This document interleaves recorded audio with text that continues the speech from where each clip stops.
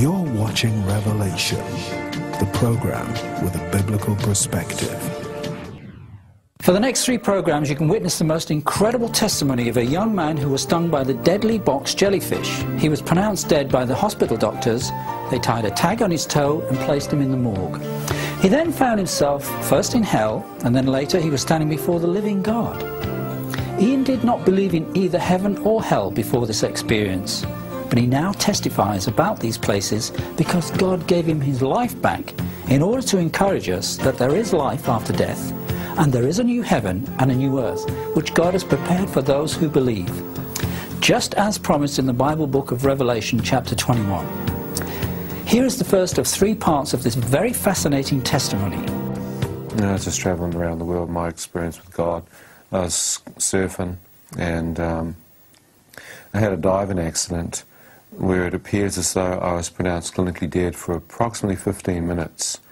And during that time, I found myself caught up in the presence of God, and just continually wave after wave of His love and acceptance began to flow through me. It's like a tangible presence of God, and His light just flooded me with incredible peace.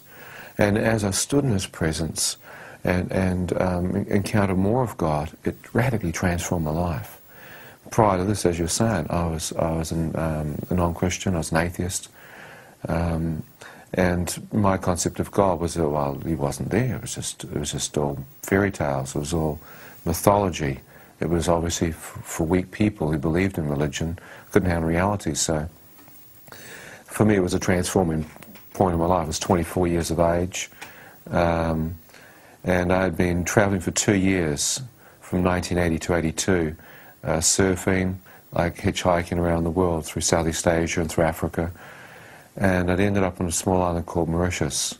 This island had great surf, good diving. I thought I could retire here. I'd sailed there in 81 and seen it and gone back to it from Africa. And the fishermen that I lived with were Creoles. They were laid back, lived off the ocean.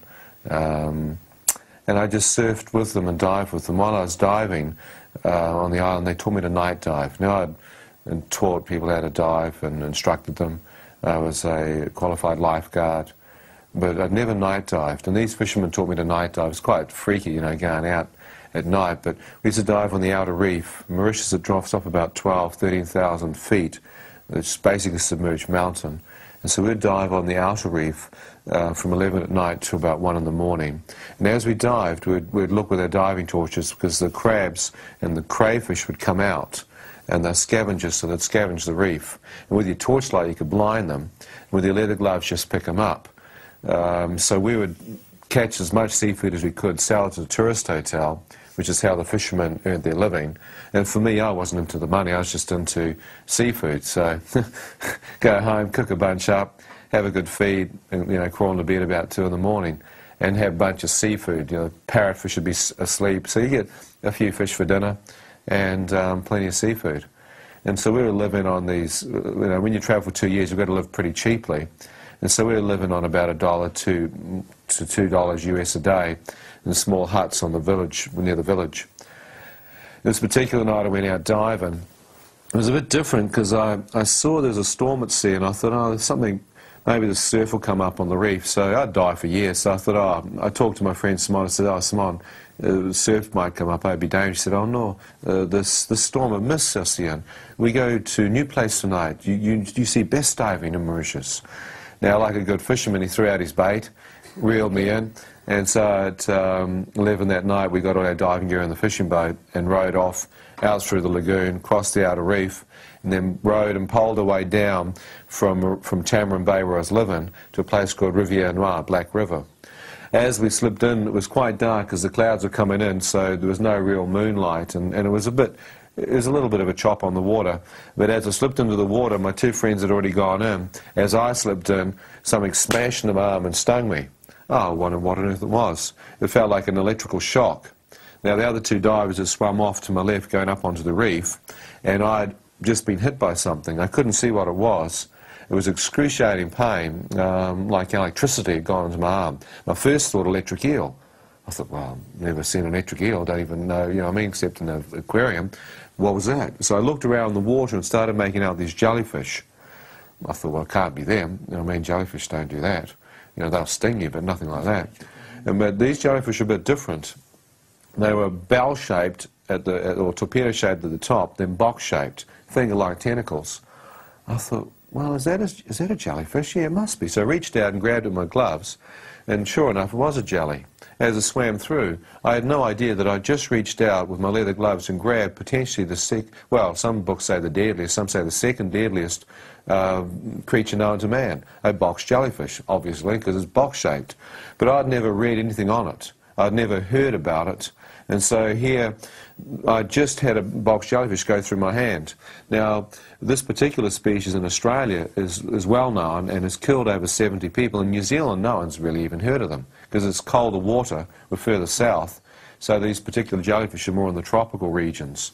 And it has killed over 70 people. It's so deadly that some scientists are now saying the venom is more deadly than cobra, taipan and black mamba. But as this jellyfish went through my hand, I thought, oh, well, I wonder what that is. Kept swimming. Then as I kept looking for crays, something else smashed in my arm. This time I saw the tentacles of this jellyfish going past me. I realised, oh man, I must have been hit the first time by one. I began to swim over towards the reef to talk to my friends about them, and another one hit me. And I thought, gosh, there's so many. There's heaps of them in the water. It's like I'd swum into like a whole soup of them. Now, jellyfish are very hard to see at the best of time because they're so transparent, but at night, very, very hard to see. And they were kind of smashing into me. As I asked my friend to surface, he came up, he said, "Christopher, man, what's happening?" I said, "Something hit me, Simon." He said, "You get out on the reef, brother, we have a look." So he had been swimming off to the left, and the jellies are over here to the right, and he hadn't seen them yet.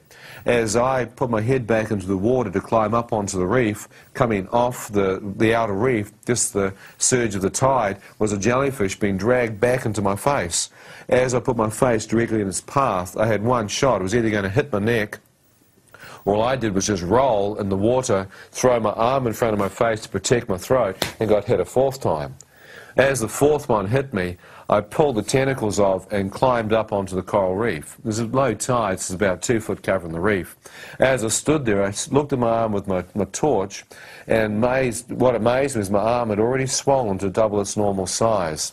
Where the tentacles are hit were like burn blisters, and I could feel the toxin pumping through my blood system up into my lymph gland with excruciating pain. I thought, man, what's happening? My right lung started to be constricted as I stood there. Perspiration was pouring off me, and it felt like a branding knife had been put on my arm. As my friend Simon came out of the water, he looked at my arm, and in French he went, "Qu'est-ce que fait, Jan? What's happening?" I showed him my arm. He went, "Invisible." It's like he knew what it was. And when he said in French, "Invisible," I recognized it to be invisible one. Well, this jellyfish was so invisible, I thought, yeah, okay, invisible. He said, "Pardon, invisible, tac, c'est fini for you." And in French, he's telling me, "C'est fini" means the end. One's enough to kill you. Now, this man had been diving as a child. He was one of the most respected fishermen in the village. The Creoles hated diving at night. It took courage for a man to conquer the fear of darkness and night diving, so they respected him for it. And so he stood there, and I watched him turn his torch onto his face, and he went as white as a sheet. He said, "How come you not know, Ian? This one kill you, brother." I said, "I not know Simon. You think white men know everything, huh? I not know this one." He said, how many hit you, huh? How many tuck?" I went, cut en bizarre, 4. He went, impossible, allez, vitement, 4 bon hospital. Now, this man loved me. I knew him. He was a great friend of mine. And, I mean, I knew that when he was telling me to get out of here, we had to move. And I heard him say hospital, 4 bon, which was just up behind the village. Trouble is, I'm standing on the outer reef, miles away from the hospital. It's the middle of the night.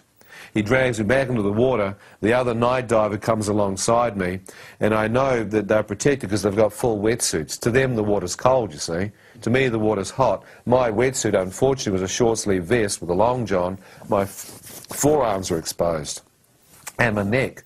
The other divers had full hoods on. booties, I mean, and full steamers, 3mm steamers, so they were completely protected. As they came alongside me, they pulled me up to the side of the boat. The young boy, who's a 14-year-old kid from the village, grabbed my left arm and began to pull me to safety. As they did, my right arm, which was paralysed, trailing in the water, got hit with a fifth one. As I felt that,